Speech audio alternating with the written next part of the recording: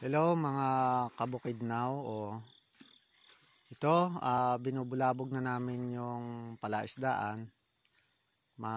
Malago lang ang damo. Siyempre natural yan sa palaisdaan ganito. Ayan nakita nyo ito yung huli Ayan Ayan.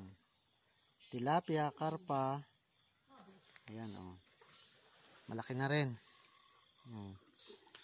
Ayan siguro itong area nitong palaisdaan ay nasa 500 square meter.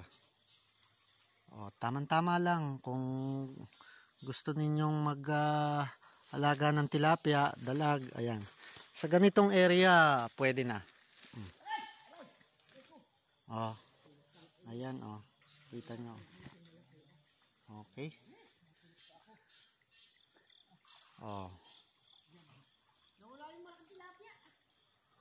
Okay.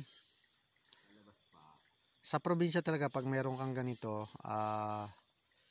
enjoy mo na yung ganito kalaking fish pan, pansarili, pampamily. Madami na to. Madami ka nang mailagay na palakihing mga tilapia, dalag, hito. Ito yung ito yung nahuli. Tuloy-tuloy lang, marami pa rin hanggang ngayon. Sige, Bukidnaw, dito na lang muna tayo.